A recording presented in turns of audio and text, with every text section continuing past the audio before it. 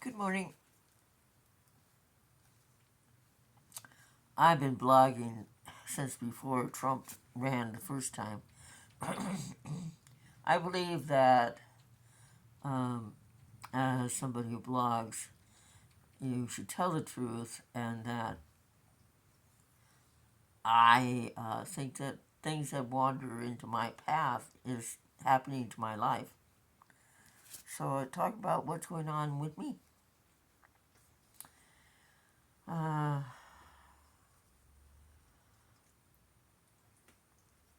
I'm eating oranges that came from Florida.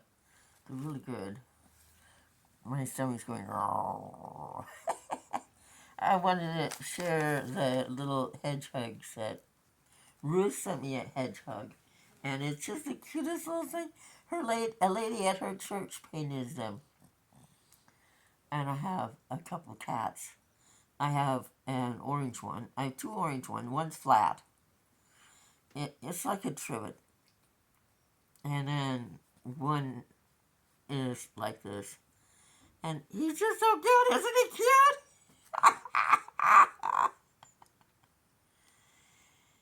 If I ever have a desk in a room-free cat area and have my office,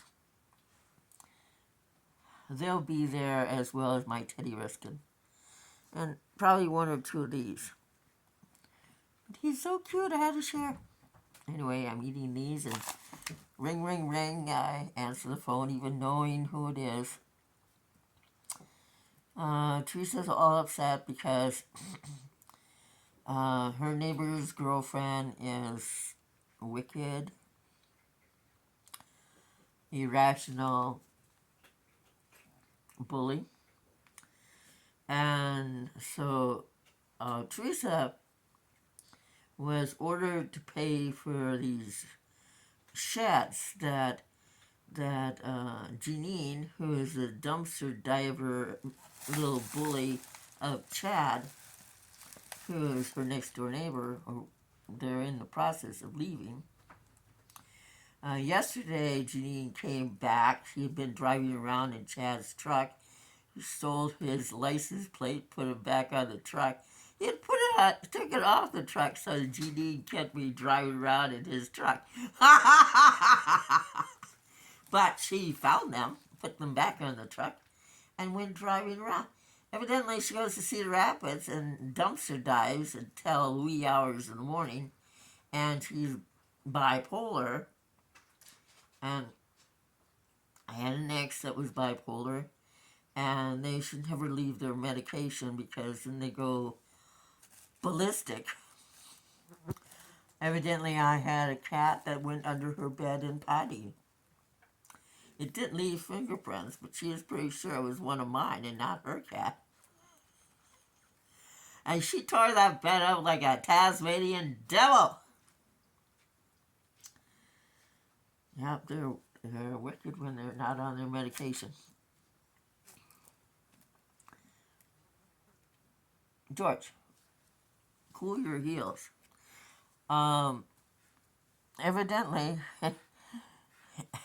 he told Teresa, you have to pay for her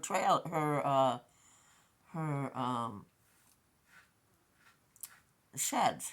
She has two sheds filled with things that she had found in dumpsters, including his yard here in the trailer park, which is one of the reasons they were evicted. That and the fact they walked into a mobile home that had nobody in and devastatedly struck havoc, tore wires out of the ceiling because in old mobile homes there's copper wires. And then that wasn't enough. They didn't get enough while they were smashing and having havoc in the trailer. So they smashed the front door, which was open when they got there, evidently. And then she proceeded to fill his yard with debris, and she filled her yard with debris, which is why she was evicted from the trailer court. I just always assumed that if someone was evicted, they couldn't remain living there in someone else's trailer. But I don't know anything about it. I'm a poet who blogs and sells books and merchandises and stuff. So I know what I know, and cats and dogs, but I don't know anything about. It just makes more sense. If it's yours, lock it. And one day, Teresa was standing in her kitchen. In came Janine, went to her freezer, stole a sack of meat, walked out the door, and left. I don't have anything. I don't have meat in my freezer. I'm not supposed to say that. I was lectured last night, and how my telling what's in my world, even though I blog, is like asking for things. I'm not begging. I'm just telling you what it is. I have ice and some containers in my freezer, and I have two of the prettiest, best freezers. I'm calling them refrigerators because they're really just freezers. But I love them because I can have ice cream now. I mean, that's just cool. I love Walmart's Greek yogurt. I love it. It comes in the 4 little packs.